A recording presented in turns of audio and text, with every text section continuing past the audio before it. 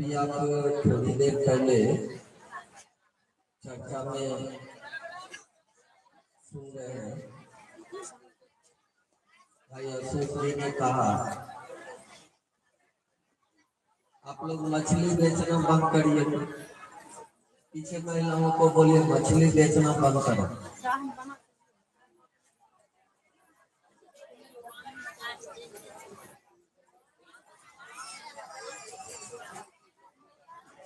भाई अशोक जी बोल रहे थे कि आप इतना याद नहीं रख सकते हैं कि शिव मेरे गुरु हैं। मैं आपको कहता हूं कि आप नहीं रख सकते जब तक उस शिव की दया आप पर न होवे। आपके याद में ये बात ठहर ही नहीं सकती है कि शिव मेरे गुरु। इस बात को भी ठहरने के लिए उस महागुरु महादेव की दया की जरूरत है। नहीं तो मैं यही बता देता हूं आपको। कितने लोग कसम कस हुए थे, कहां गए वो लोग जो आपके बीच में बैठे हुए थे?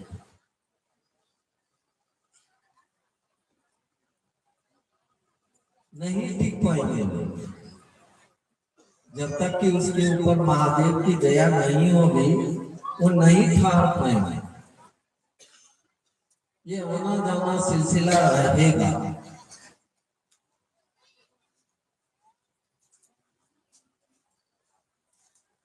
लोगों ने इतना भी कह दिया कि महादेव को कौन नहीं जानता है, कौन नहीं मानता है।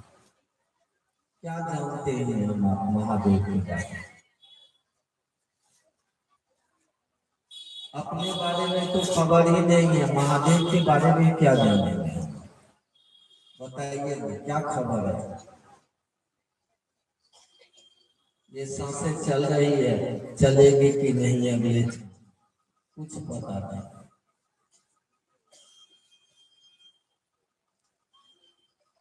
हम शिव से भरोसा पर जरूर बैठे हुए महादेव के पास। मेरा महादेव है तो हमें अन्यथा कुछ नहीं है हम लोगों के हाथ में। हम आप रात में सोते हैं, सुबह हमारी आपकी नींद खुलती है। बहुत सारे लोग ऐसे भी हैं दुनिया में, रात में सोए हैं तो फिर सुबह जगाने से भी नहीं जगे,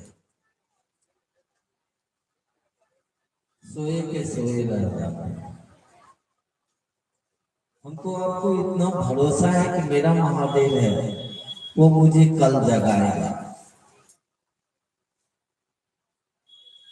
उस भरोसा को भी याद करके वो अपने महादेव को प्रणाम तो करिए। प्रणाम का होना तो महादेव की दया से ही, साहब देवी की दया से ही होगी। हमको आपको हमेशा हमारे आपके मन में पहले से भी लगा हुआ है, आज भी है। आदमी का कर्ता मन। हम आप ये सोचते हैं कि हम ये काम को कर रहे हैं, उस काम को कर रहे हैं, ये हमारा आपका कर्ता मन हमको आपको ईश्वर के पास, परमात्मा के पास, गुरु के पास ठहरने नहीं देता। इसलिए कि हम लोगों ने अभी तक मात्र कर्मों में विश्वास किया। हमारा आपका मन कर्मानुरागी हो गया। हम आप अपने बच्चे को भी ज्ञान जो देते हैं ना, बेटा पढ़ोगे नहीं तो काम नहीं होगा, बेटा ये करोगे तो वो होगा, वो करोगे तो वो होगा। बस जो कर्म हम आप किए हैं या दुनिया को जो देख रहे हैं, बस उसी को देखते हुए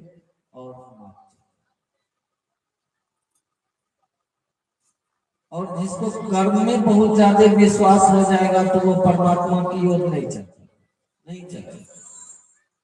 विज्ञान को देखिए, अध्यात्म भी एक विज्ञान है जो आज के विज्ञान से ऊपर उठ के है।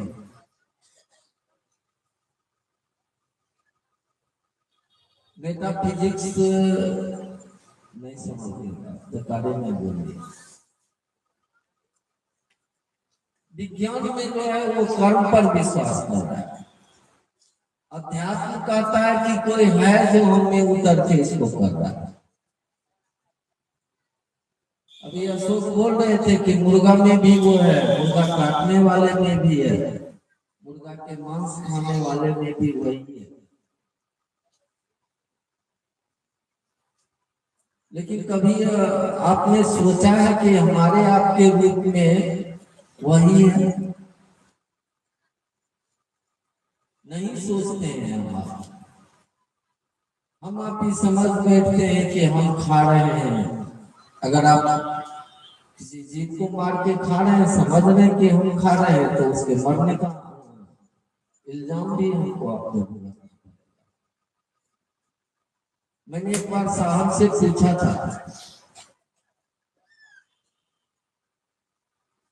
मैं गाड़ी चलाता हूँ और मैं अपने मुकाम पर जाने के लिए, मान लीजिए मैं घर से शिव चर्चा में आया हूँ, आपके पास कार से आया और कार चला, फिर वापस रहा, तो मैं गाड़ी चला रहा हूँ और एकाएक एक बच्चा तेजी से सड़क पर दौड़ गया और उसको ठोकर लगी और वो मर गया। मैं साहब से पूछ रहा हूँ इस बार, एक बात बताइए कि उसके मरने का इल्जाम किसके ऊपर जाएगा? साहब ने कहा कि तुम अपने काम के लिए जा रहे हो और ये सोच रहे हो हमने कोई गलती नहीं की है। तुम्हारा मन इतना सोच लिया कि हमने कोई गलती नहीं की है और ऐसा होना था हुआ, तब तो इल्जाम तुम्हारे ऊपर नहीं होगा। लेकिन तुम्हारे मन में ये सोच लिया कि मैं गाड़ी चला रहा था, मैंने धक्का लगा दिया और वो मर गया, तो उसके मरने का इल्जाम तुमको भुगतना होगा।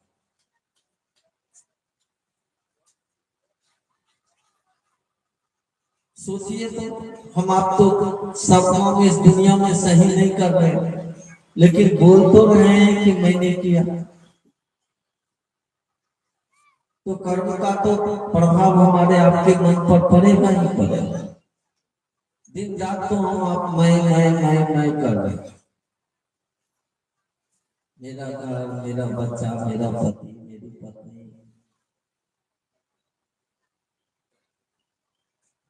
कभी ये सोच हमारा आपका जा रहा है कि मेरा महादेव? और जिस समय ये सोच भी ठानेगा हमने अपने तो नहीं दया से। भाई दिलीप जी बैठे हुए हैं, एक बार इन्होंने आज से 2-3 महीना पहले इन्होंने मुझसे प्रश्न किया कि एक बात बताइए भैया, वो महागुरु महादेव साहब पर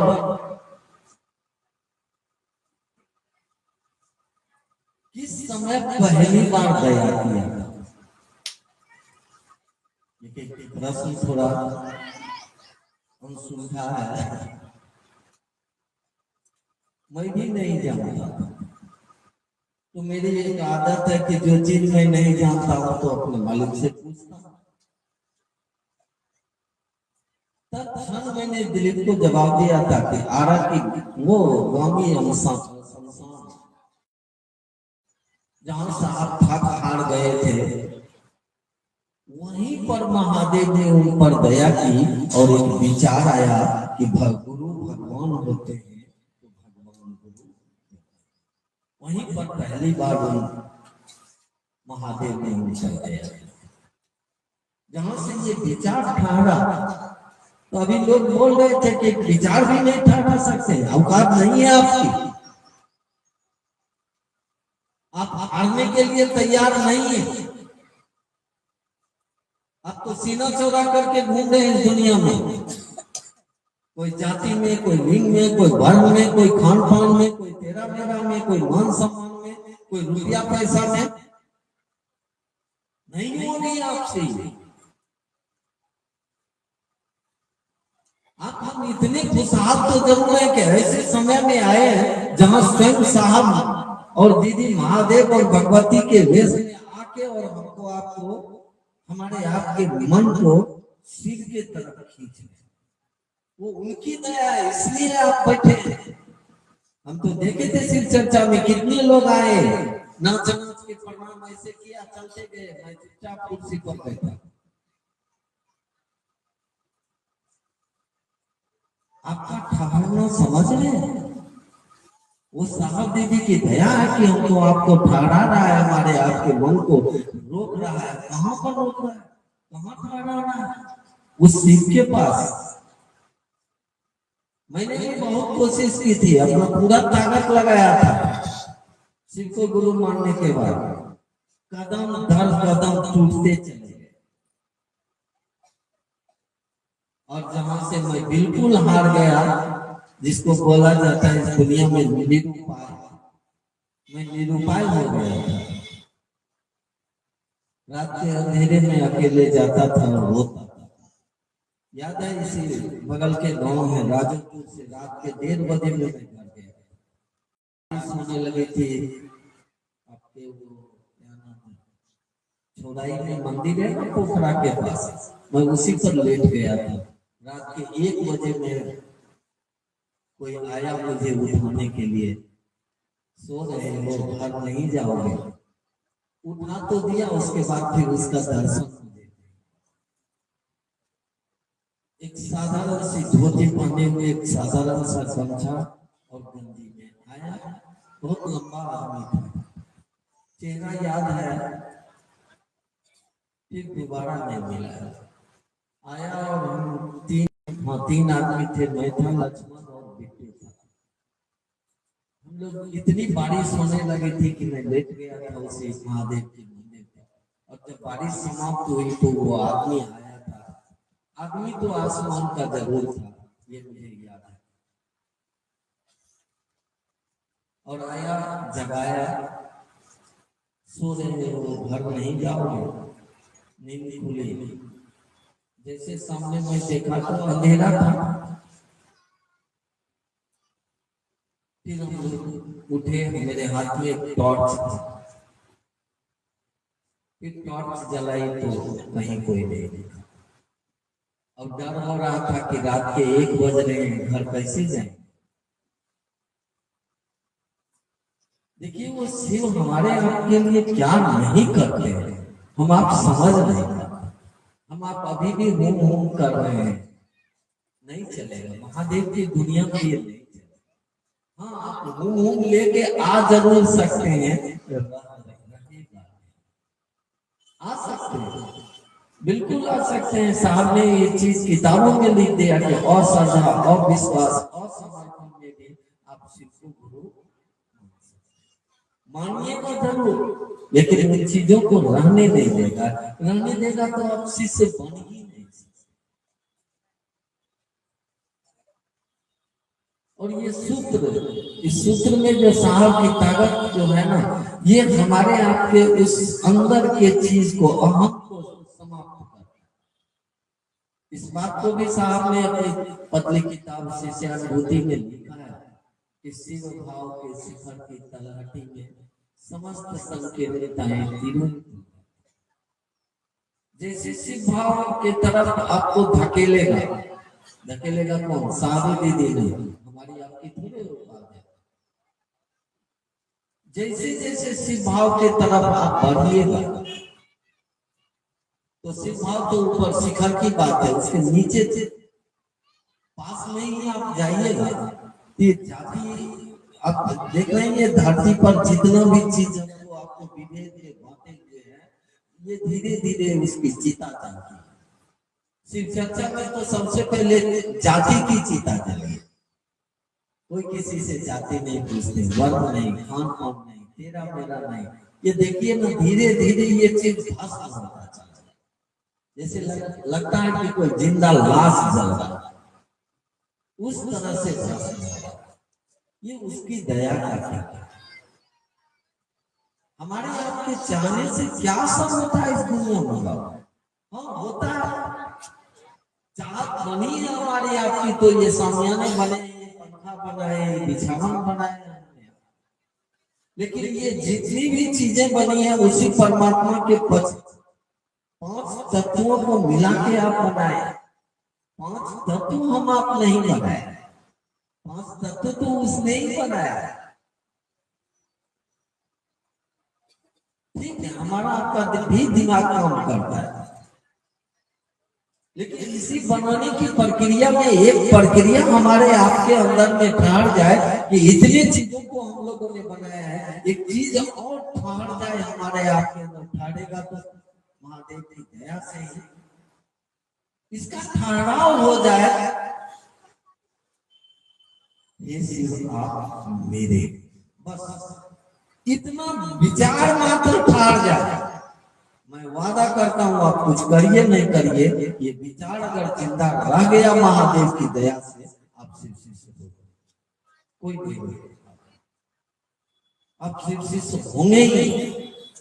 ये विचार मात्र जिंदा रह गया, लेकिन जितनी आसानी से मैं कह रहा हूं ये विचार को जिंदा रखना बहुत मुश्किल है।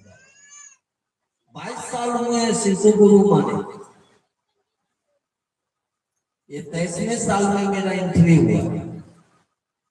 रहा हूं अपने घर में अपने पत्नी के साथ, बच्चे के साथ, बात तो चला गया मां है। मैं देखता रहता हूं कि मेरे घर के एक भी व्यक्ति के विचार में ये बात नहीं ठहर पा रही है कि नहीं ठहरा है। और इसलिए मुझे कहना पड़ा कि ये विचार का ठहरना क्या समझते हैं। अशोक बोल रहे थे देखिए विचार को नहीं ठहरा सकते किसी मेरे को, नहीं कर सकते हैं आप। अगर होने की चीज रहती तो शिव की कहानियां तो बहुत सारी हुई, शिव के गुरु रूप का बखान तो बहुत हुआ है इस दुनिया में, चाहे जितने कम लोग ही आए, ग्रंथों में लिखा है। ठहरा कितने लोगों के पास, और जिनके पास ठहरा वो दुनिया में चमत्कार करके निकल गया। इस बार भी आप देखिए ना, आप पूर्व के लोगों को छोड़ दीजिए, इस बार देखिए ना क्या चमत्कार किया। एक आदमी के विचार में ये बात मात्र ठहर के रह गया, और उनके अपने गुरु की दया से आज दुनिया करोड़ों लोगों के मन में इस विचार को ठहरा दिया। मात्र एक आदमी, वो साहब से कितने लोगों के विचार में इस बात को ठहरा दिया उन्होंने कि हे शिव आप मेरे गुरु हैं। अगर आपके अंदर में विचार नहीं ठहरता तो आप सामियाना के नीचे इतना ही लोग बैठे हुए थे, काफी दूर सड़क तक भी लोग थे, कहाँ गए लोग। नहीं ठहरना है, इतना आसान नहीं है। हम लोग चर्चा करने के लिए चलते जरूर हैं, जाते जरूर हैं, जाते हैं। ये काम हमारा आपका है नहीं, और काम तो महादेव ने कहा है करो, ठीक करते हैं। चेला बनाना हम लोगों का काम थोड़े। अभी मैं रास्ते में आ रहा था तो कार में मैं, दिलीप और सुरेंद्र बैठा, मैंने कहा कि ये काम जो है ना, गुरु को जगाने का काम चेला ही किया है, और आज भी यही काम हो रहा है। तो सुरेंद्र ने कहा कैसे? हमने कहा हम आप कौन है? शिष्य है महादेव का, संकल्प यही लिए है साहब के संकल्पों के साथ, ये शिवा मेरे गुरु, हम लोग शिष्य हैं।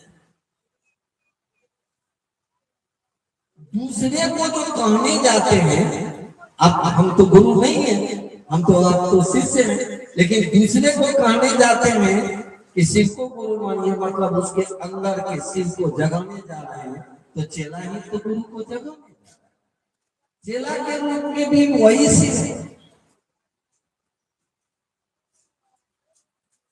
जो मूल करता है महादेव। उन्हीं की दया से उसकी इकाई जो हमारे आपके शरीर में है वो जगी है। लेकिन है तो शिष्य ना, वो गुरु थोड़े हो गया। जिस दिन पूर्ण शिष्य हो जाएगा उस दिन पूर्ण गुरु भी हो जाएगा। याद रखिए, ये साहब की लाइन है, जिस दिन हम हमारे आपके अंदर में जो शक्तियां हैं वो पूर्ण शिष्य हो जाए, उस दिन वो पूर्ण गुरु। और उस दिन तो हमारा आपका काम ही खत्म हो जाएगा, बचेगा ही नहीं। चलिए, मैं अकबका के कुछ भी बोल दिया, कुछ है क्या ऐसा? कदम सुए मरकर नजर सुए दुनिया, किधर देखते हो कहाँ जा रहे हो। अरे ये चीज अगर आदमी को खबर हो जाए तो इस चर्चा में ये भीड़ लगाने नहीं आएंगे। इस बात की भान हो जाए व्यक्ति को, इसकी भनक उसके दिमाग में मात्र ठहर जाए। ये मिस्र के पिरामिड पर लिखी हुई है। पिरामिड मतलब जहां लाश को रखा जाता था। मिस्र एक देश है, इजिप्ट उसको बोलते हैं। वहां जब आदमी मरता था ना, तो आदमी का जो ताबूत बनता था, जिसमें हजार हजार वर्ष तक लाश रखी जाती और खराब नहीं होता था, उसको एक पिरामिड बना दिया जाता था। उस समय उसका साइंस कितना डेवलप था, कौन चीज में रखता था कि थोड़ा सा भी न मांस गलता था न कुछ नहीं, और हजार हजार वर्ष तक लाश पड़ी रहती थी। इसलिए रखता था कि उस समय के आदमी को विश्वास था एक दिन ये फिर उठेगा, एक दिन ये फिर चलेगा, एक दिन फिर ये बोलेगा, एक दिन वापस ये आएगा इस दुनिया में। इसलिए आदमी मरता था, उस लाश को रखा जाता था, जिस ताबूत में रखा जाता था उसको पिरामिड बोला जाता था। और हजार हजार वर्ष बीत गए, वो आदमी वापस तो आया नहीं, आज तक कोई वापस तो नहीं हुआ है। जिस शरीर से प्राण निकल गया वो शरीर फिर पुनः वापस, महादेव का चेला है, कर सकता है, लेकिन एक समय के लिए ही कर सकता है। महादेव का अगर चेला है तो एक समय के लिए, एक समय में, एक थोड़े समय के लिए उस प्राण को फिर इस वायुमंडल से खींच के उस शरीर में डाल सकता है। ये चीज मैं साहब से जाना।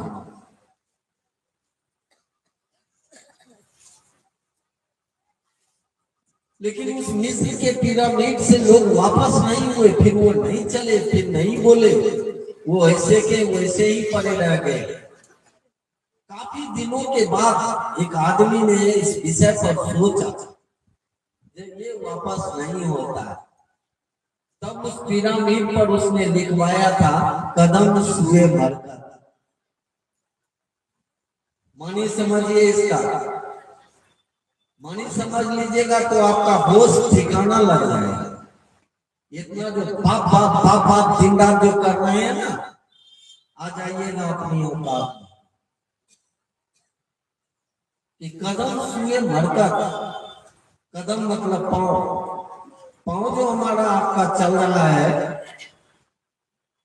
इसको दिखाई पड़ रहा है कि एक दिन बीत गया था, साला श्मशान तो अब हमको बुलाना है।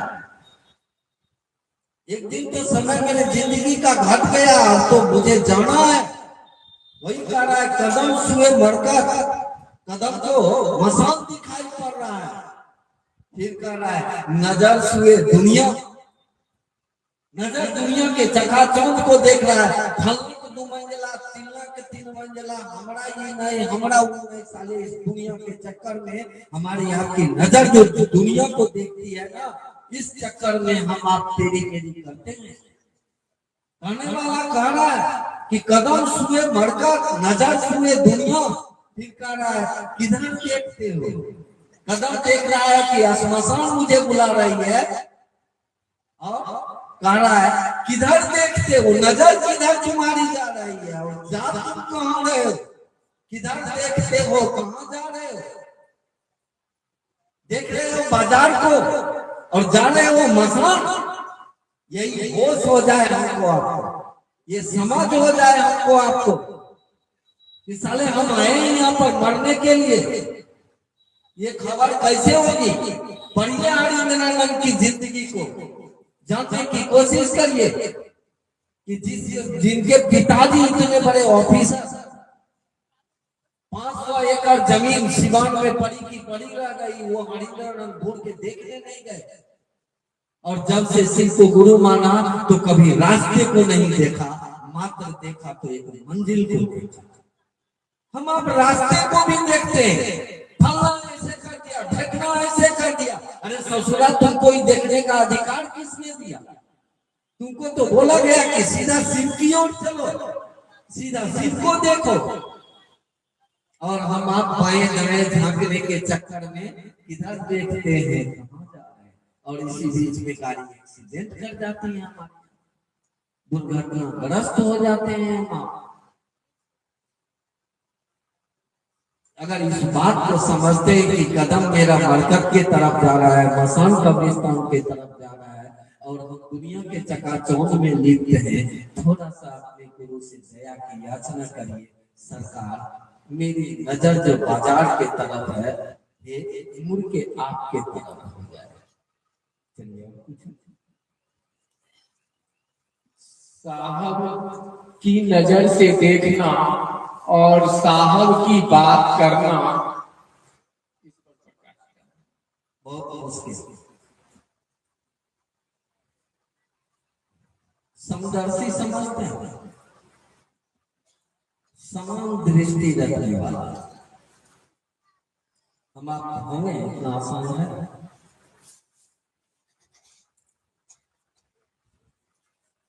थोड़ा सा समदर्शी हुआ था इस दुनिया में, पत्नी को मां कह दिया, इसलिए कि इसकी नजर में सिर्फ मां ही दिखती थी, वो थी काली। और शारदा उसकी पत्नी थी, रामकृष्ण परमहंस की, और शारदा को ही कहा मां। मतलब महिला बैठी हुई है, एक दृष्टि में हम देख रहे हैं। ये आसान नहीं है। वो साहब श्री हरिंद्रानंद, हम जानते हैं कि गुरु सापेक्ष सच्चा है, लेकिन वो साहब श्री हरिंद्रानंद की दृष्टि हम सभी गुरु भाई बहन के लिए समान है। हाँ, भले स्तर हमारा आपका अलग अलग होता, कैसे देख पाएंगे हम आप, जब तक कि साहब के हम आप करीब नहीं हो। और साहब के करीब होने के लिए हमको आपको जो साहब ने सूत्र दिया है, जैसे आप उस पर चलिएगा तो हम कितना होना, क्या बताएगा साहब? तो आसान है चर्चा में बैठना, लेकिन सबको साथ लेके चलो, चले हम बताई गई।